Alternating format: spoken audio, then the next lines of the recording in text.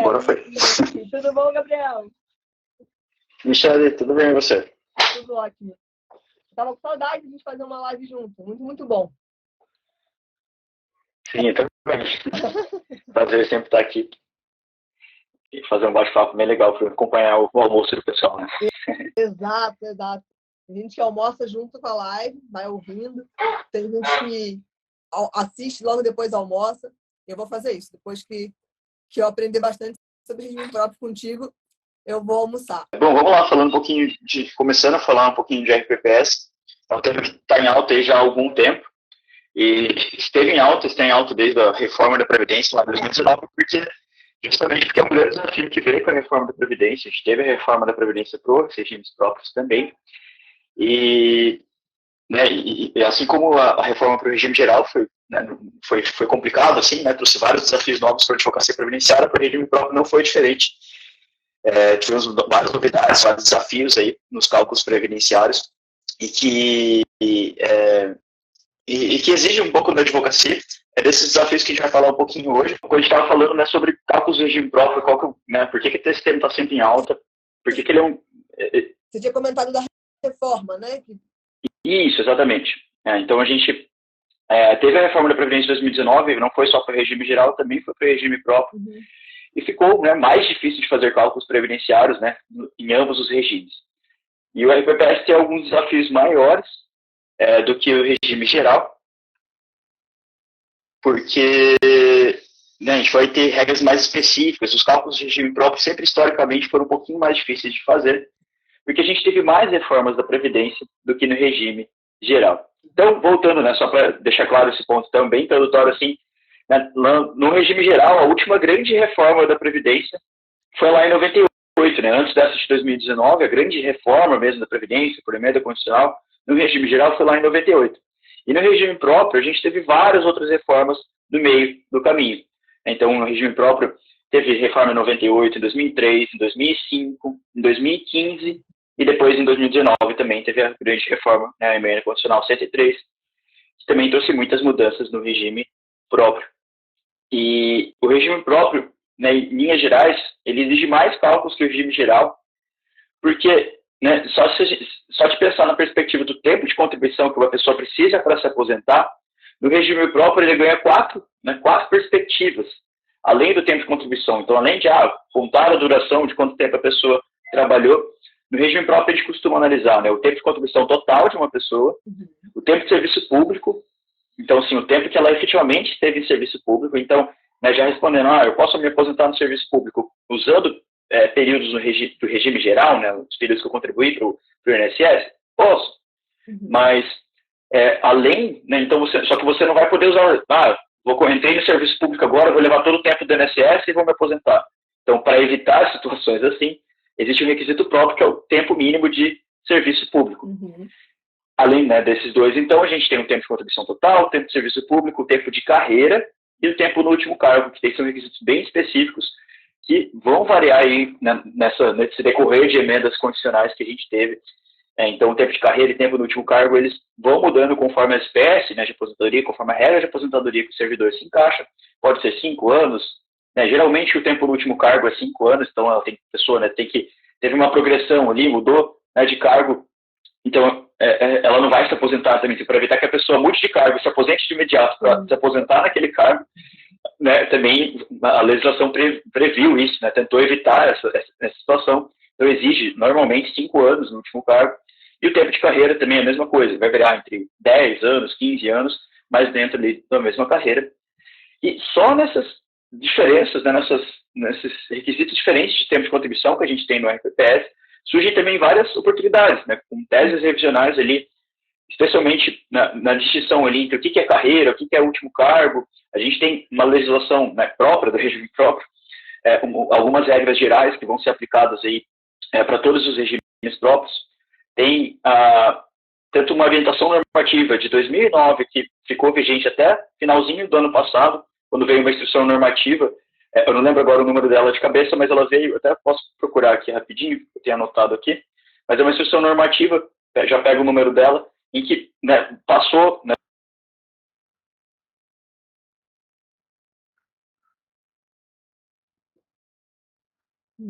Agora, acho que eu não estou mais ouvindo, Gabriel. Vocês estão ouvindo? Avisem se estiverem ouvindo. Tempo de carreira. Então, é bem importante, né, estar atento, né, dar atenção a esses detalhes que são fundamentais ali para fazer o cálculo e também para analisar o caso, né, do servidor. Deixa eu buscar aqui, ver se eu encontro. Quando você falou um pouco da gestão normativa, cortou um pouquinho para mim, Gabriel.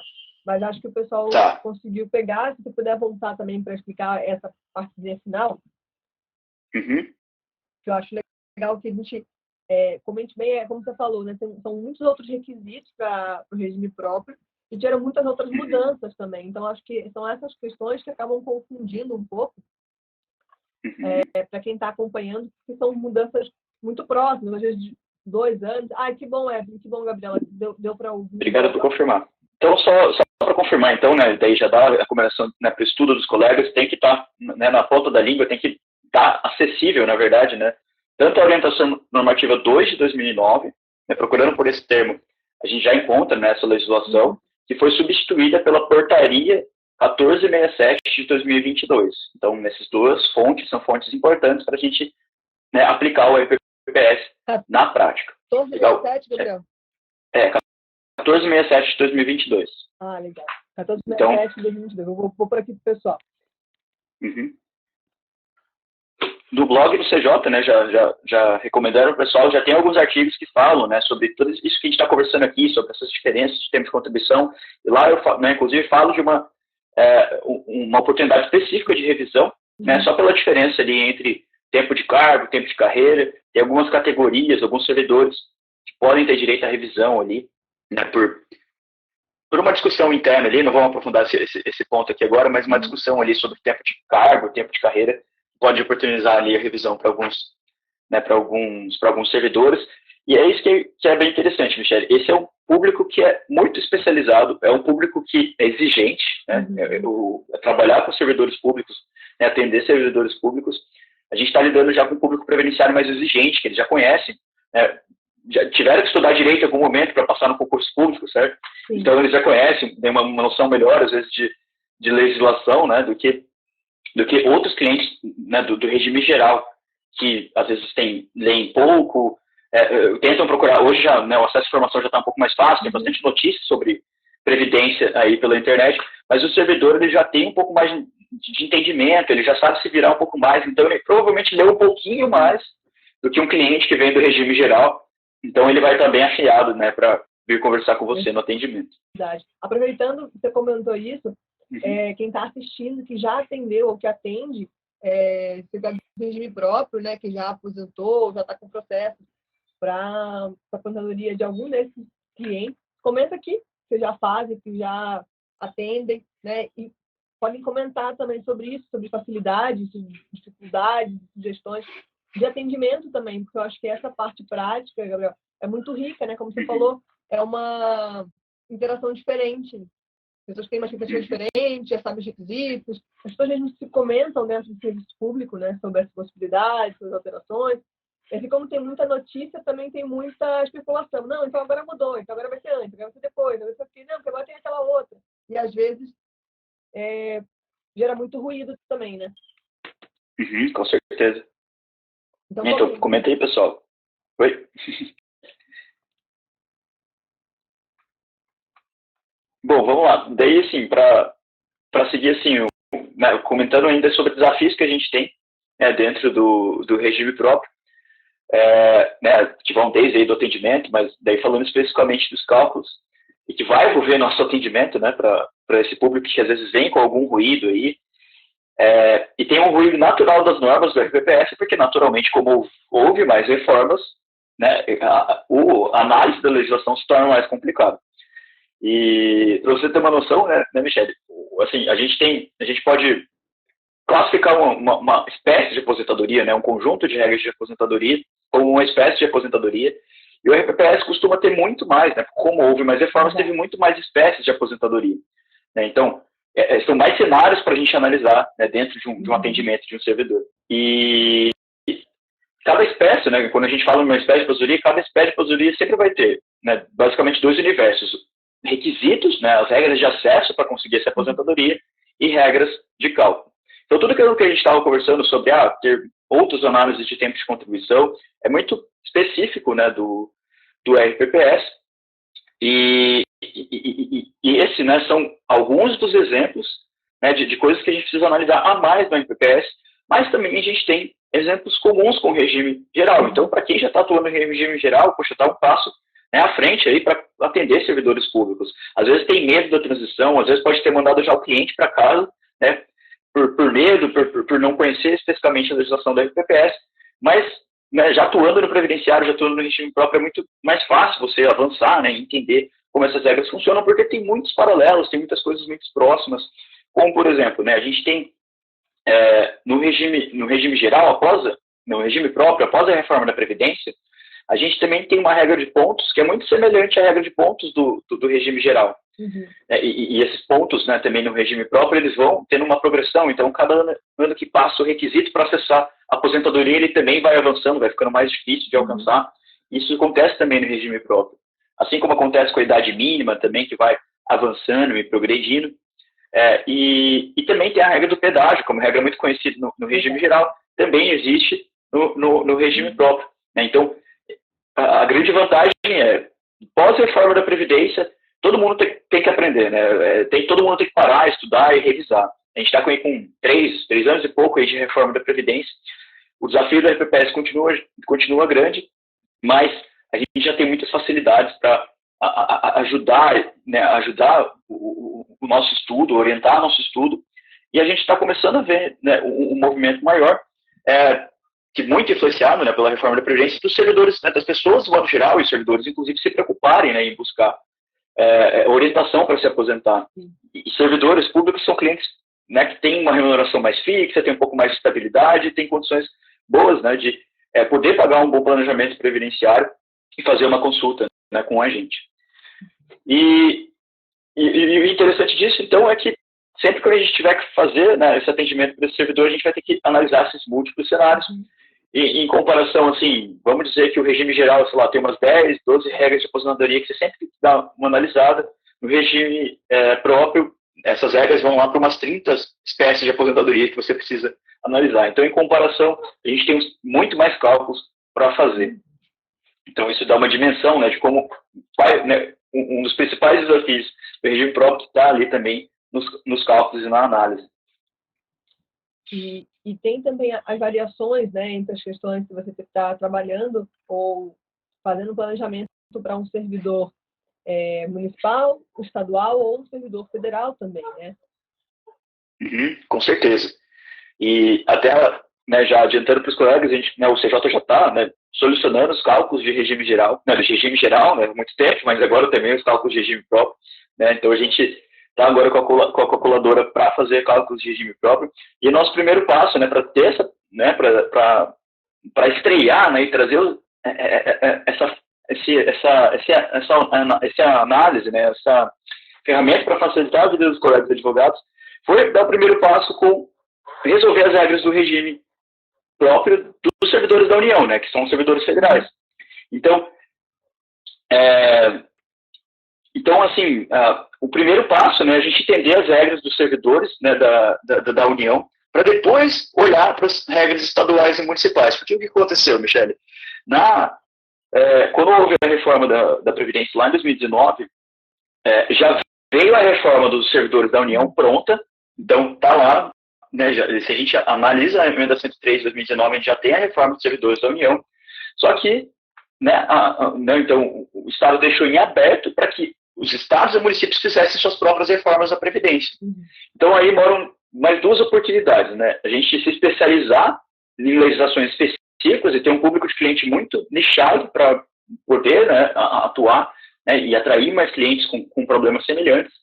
E também, algo que a gente já pode atuar agora, né, conhecendo já a legislação federal e conhecendo também, né, as regras para os servidores da União, conhecendo tanto as regras pós-reforma e as regras de direito adquirido, é importante a gente ter em mente que, se a gente sabe as regras de direito adquirido para os servidores da União, a gente sabe também atuar com estados e municípios que ainda não fizeram a reforma da Previdência, e não foram poucos, ainda tem muitos estados e municípios que não fizeram a reforma.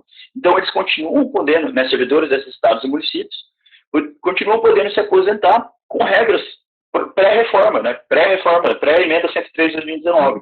Então, isso é muito relevante.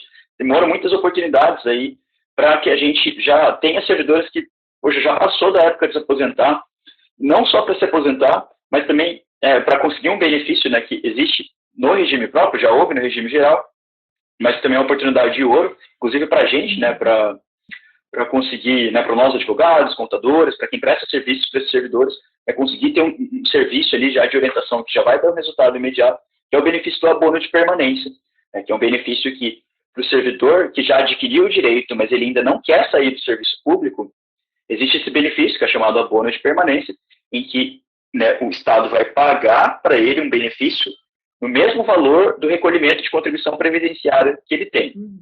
Né? Então, o que é descontado lá da folha, né, a título de contribuição previdenciária para o regime próprio, ele recebe o mesmo valor, né, com o molde ali de um benefício.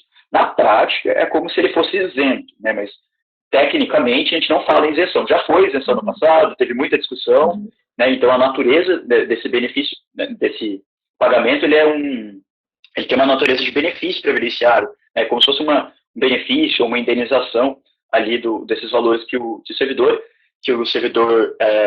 tem descontado, mas aí, né, é reposto para ele, e é uma forma de incentivo, né, que um servidor já qualificado fique no serviço público. Então, assim, para ele não abandonar, ele não sair, às vezes ele está numa fase boa, às vezes ele já tem os requisitos, mas ele ainda tem muita saúde, ele pode ficar mais um tempo trabalhando, então existe esse benefício que é uma forma de incentivo. E é muito comum, Michele, que alguns servidores já tenham adquirido, né, eles já tenham reunido os requisitos para se aposentar, já poderiam estar recebendo esse abono de permanência, mas às vezes não sabem. Às vezes eles não pediram. Tem alguns órgãos públicos que já são mais organizados, que já concedem de forma automática. Outros nem tanto. Só que outros nem tanto. Entra o nosso auxílio, porque o cliente ele vai poder, sem saber quando vai se aposentar, já pode ter o direito hoje, você pode oferecer isso para ele. Olha, a gente pode só fazer o pedido de permanência, você continua trabalhando e espera essa outra regra de aposentadoria aqui, que vai ser melhor para você, que você vai poder aposentar às vezes na integralidade, na paridade, né, esses são conceitos, né, muito comuns no regime próprio que a maioria dos colegas conhecem, e existe ainda a possibilidade, né, de aposentadorias com integralidade, reforma da Previdência, e essa é um mito, né, que muitos carregam, né, como se tivesse acabado totalmente, mas existem algumas exceções ainda que é possível se aposentar com integralidade e paridade. Muito bom.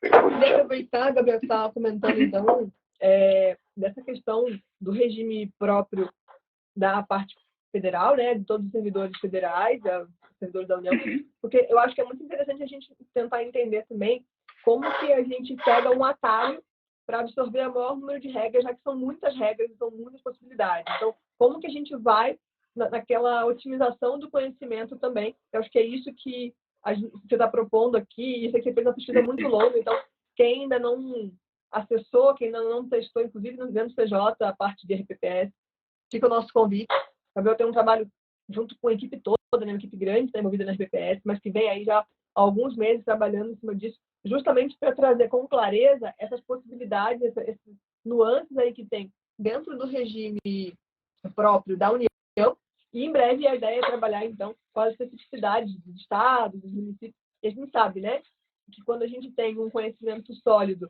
sobre as regras que se aplicam de forma extensiva, então eu estava falando ali das regras federais que aplicam a municípios que ainda não fizeram essa atuação ou essa documentação. A reforma, né? Essa reforma, exato. Essa reforma. Então, vocês vão estar avançando ali, entendendo também todos esses outros requisitos como referenciais. Então, é muito importante que a gente vá mesmo ganhando terreno, entendendo cada uma dessas regras, de forma a simplificar o estudo, né? Simplificar o aprendizado e abrir as possibilidades para outros clientes que possam vir aí de todas as esferas, de todas as demandas. Mas então, vamos lá. Daí o pessoal, então, chega no escritório e o Gabriel falou uma coisa muito legal, Gabriel, de quem ainda não se aposentou, ainda não tem vontade de se aposentar, mas já tem os requisitos. Então, a pessoa pode estar ali um tempo com esse abono, né? Então, que é uma etapa intermediária que o advogado já pode direcionar, já pode, quando não for feito automaticamente, né, pelo próprio órgão, pode ser solicitado. O que mais a gente tem? Exatamente. Só aproveitando para fechar esse tema do abono, o abono é um serviço muito legal de atuar, especificamente porque a gente consegue também recuperar atrasados, né? Então é possível você pedir, né, o abono de permanência feito o pedido, você consegue de forma retroativa, né? Então, esses momentos em que o servidor, né, deveria já ter, né, sido isento, né, entre aspas, né, eu já fiz a ressalva aqui, mas de pagar a contribuição previdenciária, na verdade, recebeu o valor dela, né, lá na folha. Eu até faço essa distinção, essa ressalva, porque quando você olha a folha de pagamento do servidor, aparece lá o desconto da contribuição previdenciária e entra, né, como um crédito ali o valor do benefício de abono permanente. Então, é para, né, quem às vezes não atua nada entender, né, não é só uma ressalva, não é só uma questão teórica, né, mas tem um efeito prático ali também. E Michele, dentro desse ponto que você colocou, legal, né, para os colegas entenderem também, é que, então, entendendo as regras dos servidores federais, a gente vai conseguir avançar para estudar a legislação estadual e municipal, que é um trabalho que a gente já está fazendo internamente, né? Nos próximos meses, talvez a gente tenha novidades em relação à RPPS estadual e municipal, mas até compartilhando com os colegas como a gente tem feito esse estudo, né? É parar para olhar, entender a lógica, a abstração, né, de como funciona essa espécie de aposentadoria dentro do benefício da União e olhar daí depois para o estadual e municipal e só ver o que muda, né, em relação ao regime da União. E a gente vai eu vou dar alguns exemplos aqui do que pode mudar, né, dos casos que a gente já viu, né, então, do que a gente já viu aqui, né, inclusive nos treinamentos internos, né, eu já fiz a pesquisa buscando a legislação de alguns estados, nos treinamentos que a gente já fez aqui, né, para estrear e mostrar para os assinantes do CJ, nos treinamentos ao vivo que a gente faz interno. E a gente já falou um pouquinho disso também, o pessoal, né, veio, tirou as dúvidas, trouxe alguns exemplos, né, da legislação local deles. E vou, então, dar alguns exemplos, né, de coisas que vão mudar. Né, assumindo que os colegas já conhecem, né, um pouquinho de como funciona ali um cálculo, né, de aposentadoria. Mas um exemplo, Michele, assim, como regra geral, né, no regime geral e no próprio, a gente tem muito ou a média dos 80% maiores salários ou a média de 100% dos salários pós-reforma da Previdência, certo? E daí né, eu vi isso em um estado, se não me engano, que ao fazer a própria reforma da Previdência, se não me engano foi no estado da Bahia, se eu não estou enganado, que eles decidiram, né, e eles têm liberdade para isso, porque a União, né, quando saiu a reforma na emenda 103, foi autorizado que os estados fizessem a própria reforma com liberdade para criar as próprias regras. E daí, em vez de média, não é nem média dos 80%, nem dos 100%, criaram a média dos 90% maiores salários de contribuição da pessoa. Então, assim, para a gente ter uma noção que, em essência, o esqueleto ali é muito parecido. Vai mudar, né, a direção ali que cada um dos ossos, né, do regime ali, do regime estadual, municipal, é a direção que esses ossos crescem. Para que lado, ou a força que eles têm em cada, né, fazendo uma analogia aqui. E alguns coeficientes de cálculo muda, o coeficiente do pedágio às vezes pode mudar. E, né, além desses exemplos que eu trouxe aqui, um dos mais relevantes, que é o que a gente sempre vê, né, isso com certeza, por mais que eles copiem, né, e a gente vê alguns estados e municípios fazendo isso, eles publicam a reforma própria, mas eles copiam totalmente a reforma da União. Mas mesmo quando eles fazem isso, existe uma diferença fundamental, que é a data que essa reforma foi feita. Claro. Por que acontece, né? A reforma da Previdência, né, a emenda 103, né, que foi a reforma do regime geral e do regime próprio da União, foi lá em 13 de 11 de 2019. Ficou, né, a partir daí, abriu-se a janela para que estados e municípios fizessem sua própria reforma. Mesmo os que, né, fizeram rapidinho, às vezes demoraram ali alguns meses, algum intervalo de tempo, alguns mais, poucos meses, alguns menos, né, em poucos meses, alguns mais, levaram 2, 3 anos e alguns muito mais que até agora não fizeram. E nesse caso, todos os parâmetros do cálculo, ao invés de considerar 13 de 11 de 2019, ele vai considerar a data da reforma local. Então, quando essa reforma foi publicada, ainda que ele tenha copiado totalmente a forma de cálculo, né, do regime da União. Então, isso é muito importante a gente estar atento. Hoje, o CJ ainda, né, a solução atual, a gente está considerando só a data da reforma, né, de 13 de novembro de 2019, mas a gente já está, né, trabalhando para que a gente considere também no futuro, né, as datas de reformas locais. A gente tem conversado, estudando bastante ainda como a gente vai trazer essa solução. Mas queria perguntar dos colegas ainda, quem está acompanhando a gente na live, né, se você já está trabalhando com algum município, com algum estado que tem uma data muito diferente, conta aí para a gente qual foi essa data. É bem legal, outra vez tem algum estado, algum município que a gente ainda não, que ainda está na nossa fila do estudo, e vai ser legal vocês trazerem essa experiência para a gente também. Com certeza. Lembrando que o Santa é o primeiro software, né, de cálculos que tem o regime próprio. Então, é uma novidade, assim, é o único que tem hoje essa possibilidade de a gente fazer o regime próprio na União. E, em breve, como o Gabriel falou, a ideia é que nos próximos meses a gente vai caminhando para as demais possibilidades. Né? A gente sabe aí há um desafio grande, são mais de 5 mil municípios no Brasil, e a gente tem aí a gente tem Estado, Distrito Federal, mas tudo vai ser contemplado, a gente vai caminhando aos pouquinhos, esse é o objetivo, né? A gente vai, enfim, vendo como segue. Por isso é tão importante que vocês comentem mesmo o que tem identificado, se alguém já está atuando dentro de algum município com mais clareza, se já tem dúvidas. Por exemplo, a Silene estava comentando aqui atividade concomitante, Gabriel. Para quem já aposentou antes do tema, né, deve requerer primeiro na parte administrativa, ou se faz um requerimento judicial. Tá. Vamos ver essas dúvidas, então. Silene, só não ficou muito claro para mim se o tema que você está falando é do tema 1070, lá das atividades concomitantes, né, que é um tema do regime geral, na verdade. Só se você estiver aqui com a gente, só esclarece se é isso mesmo, tá? Mas se for, eu já vou respondendo, né, que esse tema de atividades concomitantes, né, que foi pacificado, está para ser pacificado, na verdade, está para ser transitado e julgado lá no STJ, né, é uma tese das atividades concomitantes que ficou entendido que sempre pode se somar os salários, né, de uma forma resumida, sempre se pode somar os salários a partir da Lei 9876 de 99, sempre se poderia somar os salários para fins, né, de cálculo dos benefícios previdenciários. E ela está perguntando, né, se tem que fazer um primeiro requerimento no administrativo. Não necessariamente. Esse é um caso que entendo que seria dispensado, né, o prévio requerimento administrativo, porque o INSS administrativamente não é obrigado ainda a seguir esse entendimento, tá? Se o benefício for antes de 18 de 6 de 2019, se eu não me engano. Acho que é essa a data. Quando veio a Lei 13846 de 2019, a lei que alterou daí, então a gente tem toda uma discussão da STJ para a aplicação dessa tese, né, somar sempre os salários, mas o próprio INSS, na verdade o próprio governo, né, o Estado veio, fez uma alteração na legislação, então para benefícios concedidos depois de 18 de 6 de 2019, se eu não me engano é essa data, da Lei 13846 de 2019, esses benefícios já são calculados com a soma dos salários, então se o benefício for concedido depois disso, né, o próprio INSS já deveria ter feito esse cálculo assim.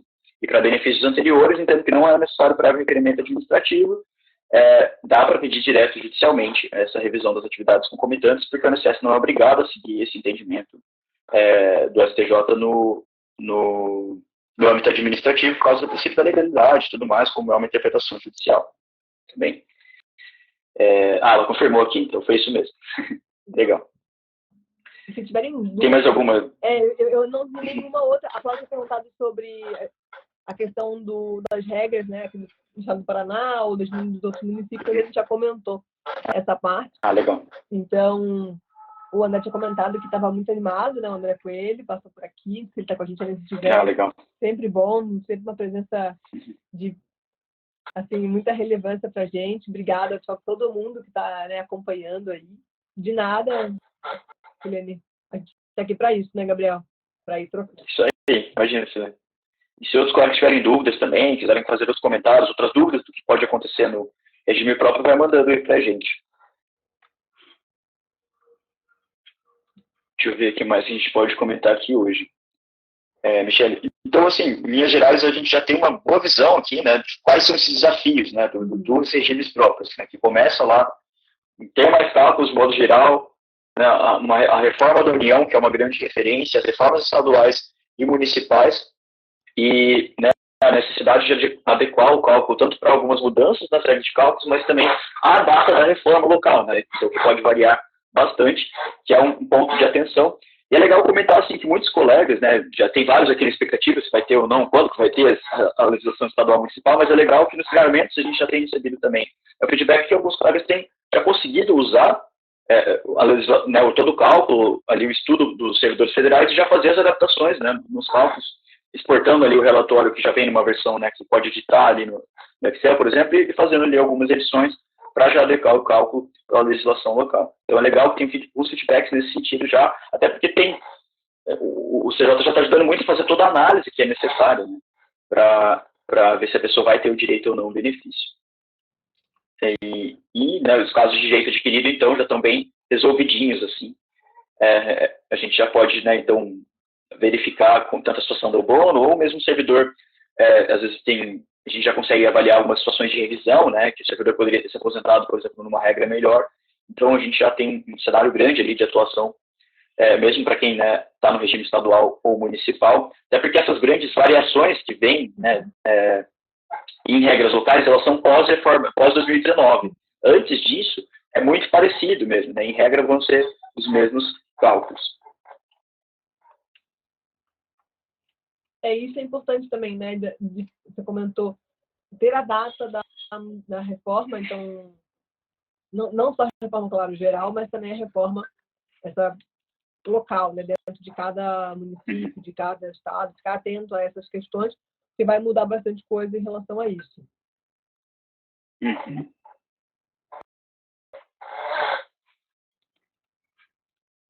Uma coisa que eu lembrei aqui agora, Michele, que foi bem interessante até, estou lembrando aqui de vários feedbacks que vieram, né, dos treinamentos, né, do quando a gente fez alguns treinamentos, já fez a estreia aqui do FPPS no CJ, muitos colegas já puderam... Gabriel, antes desculpa. Desculpa te contar, mas vamos comentar um pouco do treinamento. Você falou do treinamento, acho que é legal a gente falar.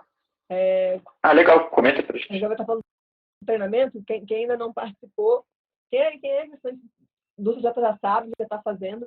A gente tem dentro do software, né, também treinamentos gratuitos para várias áreas, e aí quando tem um lançamento, quando tem algo novo, ou mesmo assuntos que estão de muita relevância, a gente abre vários treinamentos específicos, então totalmente gratuitos para quem é assinante, só pode entrar e acompanhar. E esse treinamento agora no começo do ano, já esse mês de janeiro, está on fire, né, Gabriel? A gente teve muitos treinamentos presenciais e treinamentos sobre RPPS. Era desses treinamentos que a Gabriel está comentando aí, do pessoal que está assinando, já veio com algumas dúvidas, já está se adiantando aí, sabendo um pouco mais do RPPS dentro do TJ.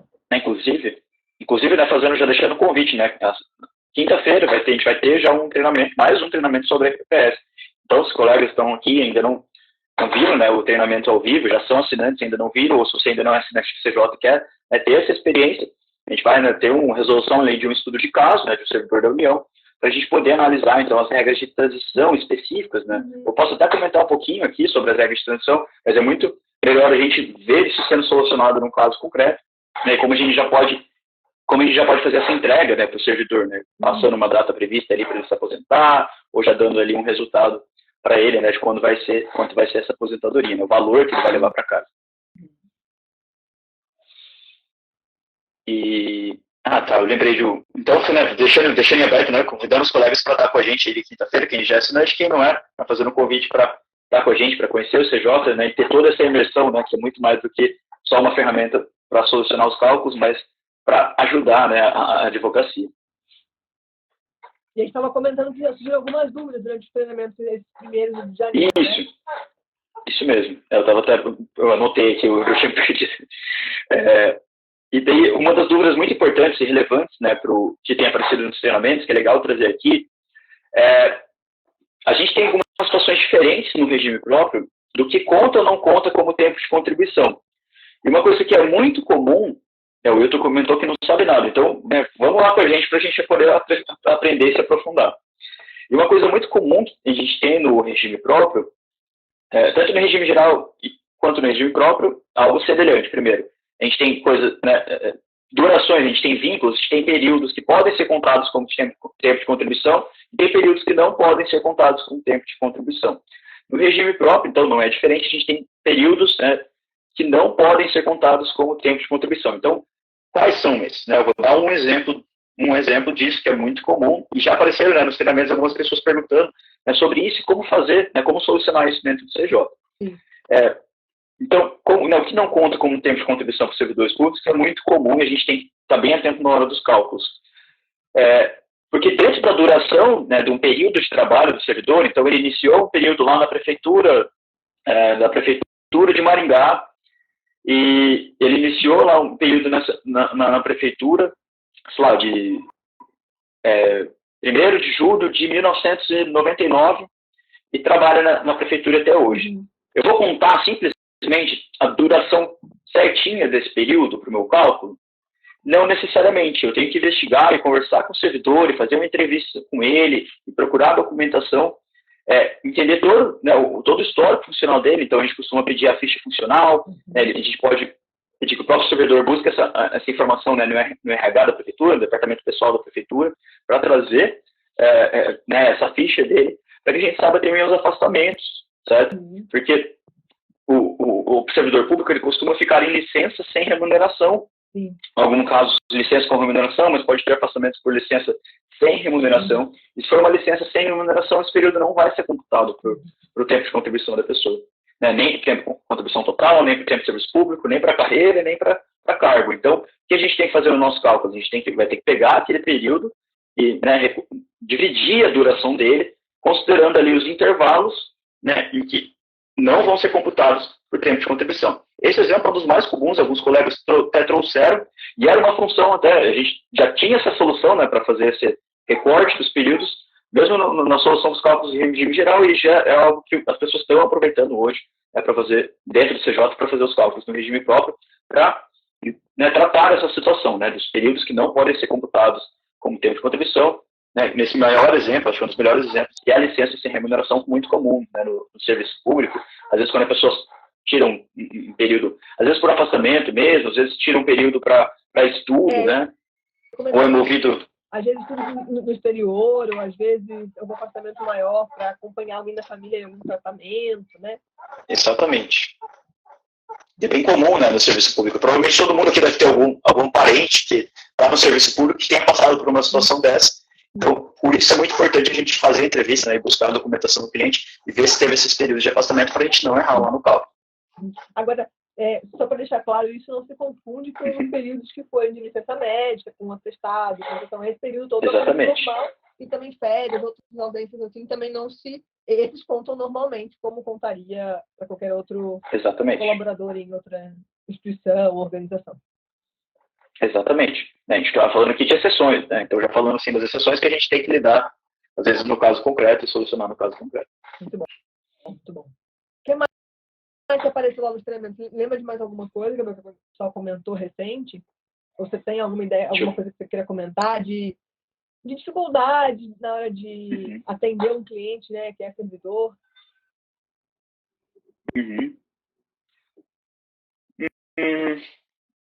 Eu acho que, assim, dos treinamentos, lembrando aqui do feedback que o pessoal trouxe, era mais nesse sentido mesmo. Eu vejo que, assim, eu lembrei de uma coisa agora.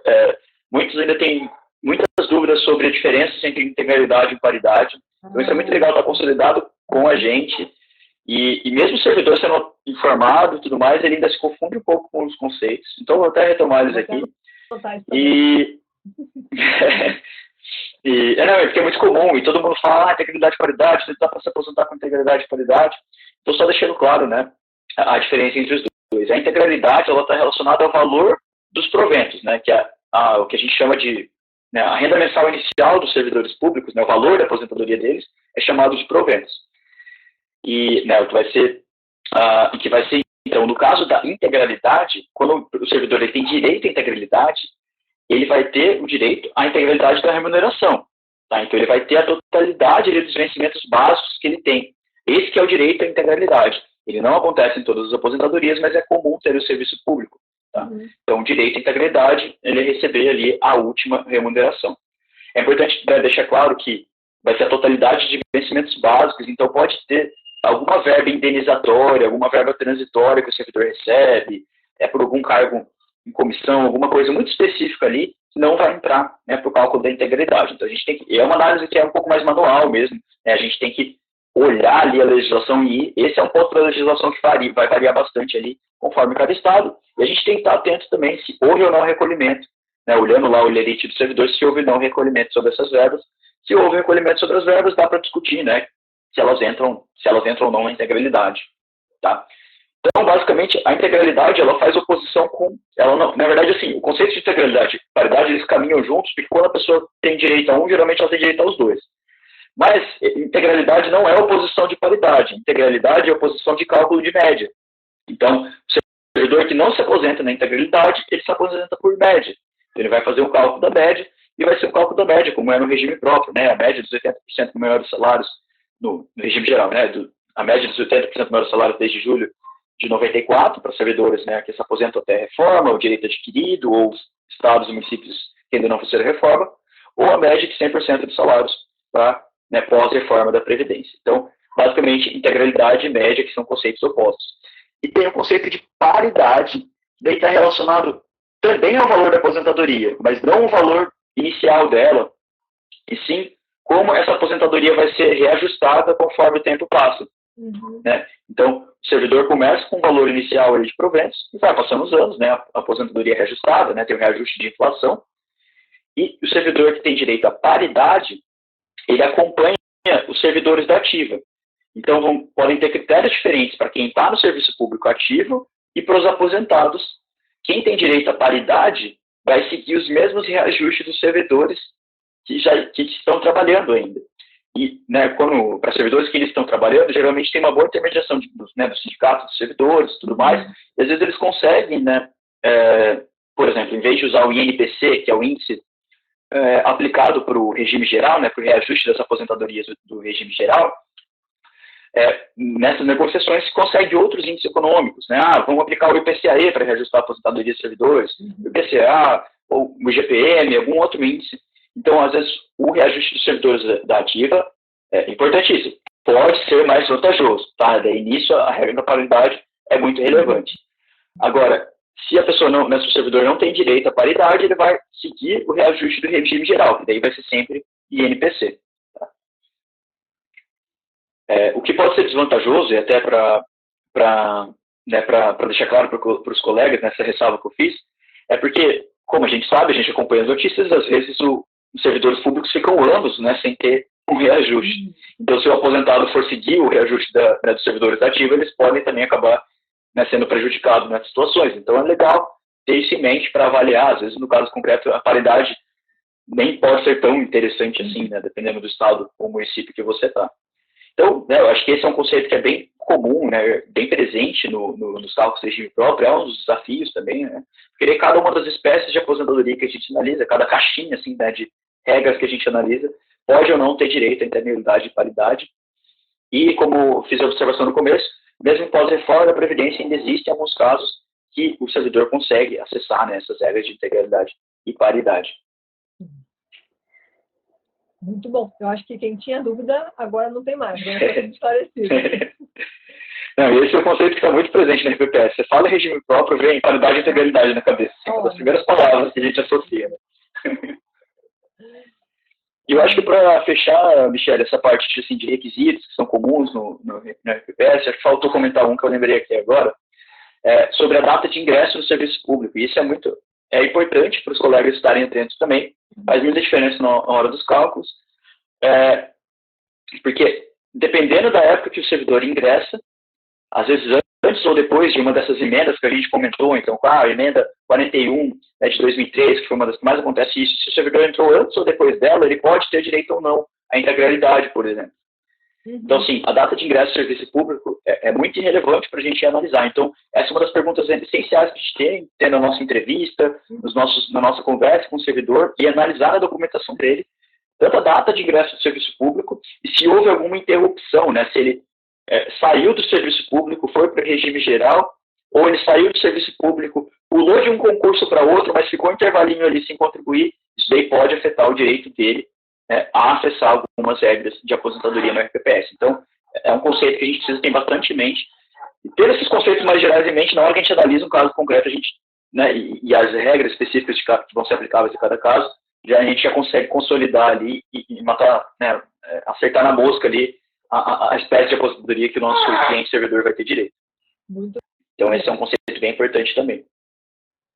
Não, eu acho que a gente tem meio que mapeado os assuntos-chave, né? Você começa a olhar, já pega a data de início, pega como é que foi essa jornada, entender se a pessoa permaneceu, se mudou de cargo, se mudou de concurso, né? Mudou então passou para outro serviço, enfim, virou ser servidor de outro município, às vezes, enfim, de outra autarquia. Então é interessante mesmo ir entendendo cada uma dessas situações.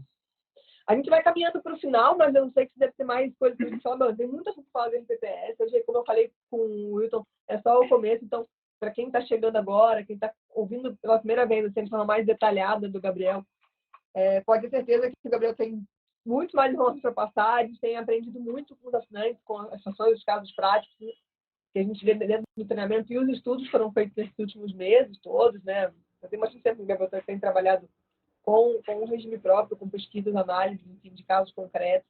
Então, hoje é só o comecinho, assim, para explicar também, deixar mais próximo, né, de quem ainda não atuou, que é possível, que é viável e que dá para fazer muita aplicação do regime geral e entender esse regime próprio gradativamente vai ficar super fácil de poder atender qualquer pessoa que chegar no seu escritório com dúvidas aí sobre a aposentadoria, sobre como pode ser esse planejamento até previdenciário para servidor.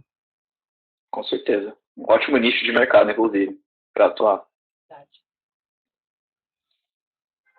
Bom, e agora para esses últimos minutinhos, assim, eu não achei nenhuma outra pergunta. Quem quiser perguntar algo, a gente vai até ali por volta de 12h55. Então, temos mais uns 7, 8 minutinhos aqui para a gente tirar algumas dúvidas de quem tiver agora. Senão, fica o nosso convite mesmo para a gente estar falando dentro do blog. O blog tem muito conteúdo sobre a RPPS já, pode deixar dúvidas lá, tem a parte de comentários. Entrar em contato com o nosso atendimento. E, claro, conhecerem o software para fazer os cálculos, começar a simular e ver também a parte prática, como isso funciona. Quem já é assinante, os treinamentos então sendo feitos ao vivo, né? Eles foram gravados na plataforma também, no CJ, então é muito legal. Que mais? Eu tinha uma pergunta que eu tinha feito, eu tinha notado, eu acho que você já respondeu, Gabriel, deixa eu ver. Eu acho que é legal a gente pensar um pouco sobre documentação, assim, que tipo de documentação é diferente, a gente deve ter atenção quando está falando de servidor, de regime próprio. Existe algum tipo de documento que é mais difícil de conseguir, ou que é mais fácil? Então é melhor a gente pedir esse documento logo que a gente estiver fazendo uma entrevista com algum servidor, ou com consultas iniciais. Uhum. Assim, uma coisa fundamental, assim, né, para quem está vindo do regime geral, é entender que não existe um CNIS, né, não existe um CNIS dos servidores públicos, infelizmente. Podia ter, né? Podia ser, então acho que até falando assim, do que não tem, quando eu vou falar do que tem. Podia ter, né, seria incrível, talvez no futuro, né, isso seja unificado. E mesmo quando a gente tem lá no CNIS um vínculo, que tem uma informação lá, existe um indicador que chama, né, PR, PPS, aparece lá quando um vínculo do CNIS foi de RPPS, potencialmente foi de RPPS, aparece lá. E é importante a gente ter em mente que se tem isso no CNIS, pode ser um vínculo de outro regime próprio, que talvez o servidor nem lembre, ou ele não tenha lembrado de comentar com vocês. Então, assim, apesar de não ter o CNIS dos servidores, é importante a gente analisar o CNIS, né, de qualquer forma. Que a gente pode estar, inclusive, fazendo a averbação, né, de um tempo do regime geral para o próprio, né, que a gente chama de contagem recíproca, de tempo de contribuição. Então, o CNIS ele não é o principal, mas ele tem que estar na nossa análise. Não tem um CNIS para os servidores públicos, mas a gente tem, né, então, é muito comum, dependendo do estado ou município, eles terem um portal, né, onde o servidor já acessa os olerites. Então, em primeiro lugar, né, é importante a gente ter os olerites do servidor público para a gente saber o salário que eles, né, de contribuição, né, sobre qual salário, sobre qual remuneração eles recolhiam, né, as contribuições previdenciárias.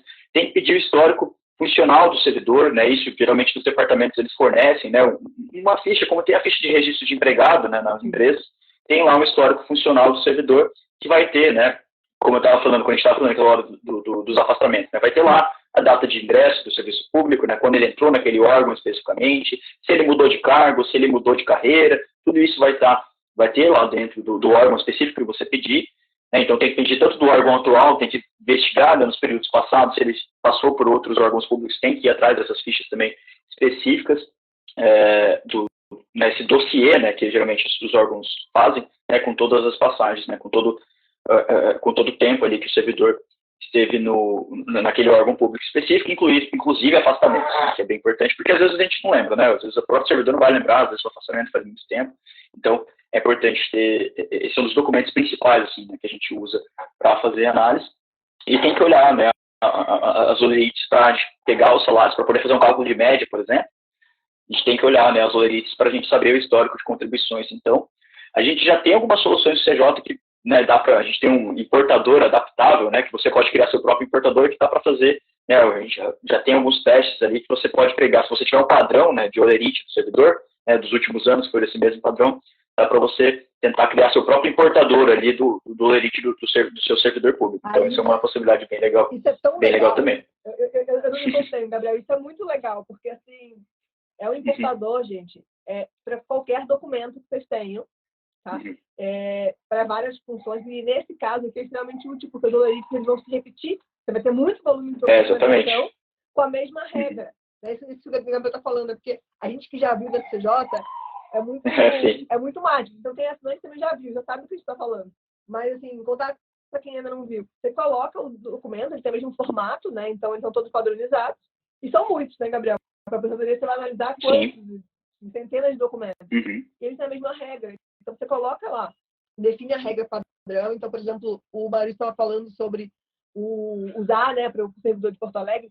Dependendo da regra, você consegue fazer essa simulação por ali. Então, você coloca a regra, né, isso que você estava comentando, daí importa os documentos também, por exemplo, e já dá para ter uma boa análise inicial, quando for o caso. Então, é bem legal isso, da gente poder pegar documentos, o advogado observar a regra, incluir ali o padrão e pronto. Daí importa todos os documentos de uma única vez. Exato. Quando você conseguir criar um padrão para importar o primeiro olerite do servidor, né, aí você vai conseguir repetir, né, essa importação, que é basicamente identificar ali, né, você diferente um pouquinho de programação, né, você vai criar as regras do seu próprio importador para ele identificar na coluna tal, na linha tal, fiz o contrário, na linha tal, na coluna tal, tem que encontrar, né, é ali que está o valor que eu preciso, e daí criando a regrinha, já dá para fazer essa adaptação. Eu já fiz alguns testes, os testes com alguns olerites, né, de alguns servidores, e com o tempo, acho que, né, todo mundo usando, né, mais essa funcionalidade, todo mundo vai poder criar ali, né, importações. Vão facilitar o dia a dia, né, dos carros. E é isso, você faz uma vez, aí puxa, e daí todos os outros olerites você pode usar a mesma regra. Então, pensa no tempo que vai sair, se a gente está tendo que procurar manualmente. Nossa, é maravilhoso mesmo. E como a gente falou, a gente está estudando aos poucos, a ideia é já ter algumas regras também pré-formatadas para outros servidores, né? Para outros municípios e estados. Então, a gente também está sempre pegando novidades, né, Gabriel? Não para nunca. Sim. Sempre novidade. Com certeza. Eu acho até legal que o pessoal está trazendo alguns exemplos legais, assim, né, que o pessoal perguntou de Porto Alegre, do Paraná, alguns que a gente já deu uma estudada. Os dos municípios, geralmente, os desafios são um pouquinho maiores. Tem municípios que gostam de inventar moda, e o de Porto Alegre, né, até é legal trazer um exemplo aqui, foi um dos que inventou bastante moda, assim, de mudar alguns detalhes nas regras de cálculo, né, que a gente adora, né, é um desafio maior para a gente, na hora de solucionar. Né, a gente ainda está estudando, né, como fazer essa solução, né, de personalização para as reformas locais, né, só relembrando, talvez por algum colega tenha chegado depois, mas o de Porto Alegre eu achei assim, um dos mais excepcionais assim, de regras diferenciadas que eles criaram assim, para o coeficiente lá do cálculo da média, né, tem umas condições, então dependendo de tantos anos o coeficiente é tanto, mais tantos anos o coeficiente como ele todo mundo de Porto Alegre, né, Maurício? Acho que o Maurício estava até, se não me engano, é o Maurício que estava com a gente num dos treinamentos. Mas, enfim, a gente está estudando isso e vamos ver, né, uma forma legal que a gente consiga solucionar esses casos. Vai ser bem rico, né, a gente poder... Mas, assim, é aquilo, né, tem algumas situações que a gente já consegue fazer algumas poucas adaptações ali, né, e tendo o cálculo da união como parâmetro, a gente já consegue dar bons passos ali, né, para atender esses clientes. Ah, que legal. Era ele mesmo, Maurício, que estava falando. Ele mesmo. Que bacana. Legal. Bacana. É muito bom ter a gente estar junto, né? Todo mundo está sempre trocando e compartilhando. Então, vamos seguir nessa toada. A gente está aí caminhando bem para o finalzinho, Gabriel. Dá tempo de dizer mais alguma coisa ou a gente deixa para uma próxima live? Porque eu acho que se a gente for aqui, a gente vai direto no nosso almoço, a gente vai todo mundo junto. Eu acho que a última coisa para comentar, Michele, assim, só para fechar, então, tudo que o CJ já resolve do RPPS. Né? Então, vamos fazer uma recapitulação, né, de várias coisas que a gente conversou e, né, para os colegas, para ficar registrado aqui também. Então, hoje, o CJ ele já resolve, né, todos os cálculos de tempo, né, todas as contagens de tempo para o serviço público. Então, o cálculo de tempo de contribuição total, tempo de serviço público, tempo de carreira e tempo do último cargo, né, já tem uma solução para fazer essa análise. O cálculo de requisitos de aposentadorias do RPPS, então, lá na emenda 2098, 41 de 2003, emenda 47 de 2005, emenda 81 de 2015, que foi uma específica que trouxe as novas regras de aposentadoria compulsória, e a emenda 103 de 2019, né, para os servidores da União, então, a gente já tem essas soluções. Cálculo, né, isso é muito importante, a gente acaba focando bastante, né, nos cálculos de benefícios programáveis, né, aqueles que a gente antecipa, mas a gente já tem também soluções para o cálculo de aposentadoria por capacidade permanente, né, que é o novo nome para aposentadoria por invalidez, e cálculo de pensão por morte. Então, a gente já consegue fazer esses dois cálculos para os servidores públicos também, e esses cálculos normalmente são os mesmos, né, independente ali de estado e município, então já é algo que a gente pode fazer. Nós temos também, né, já tem hoje também um cálculo para acumulação de benefícios com pensão por morte.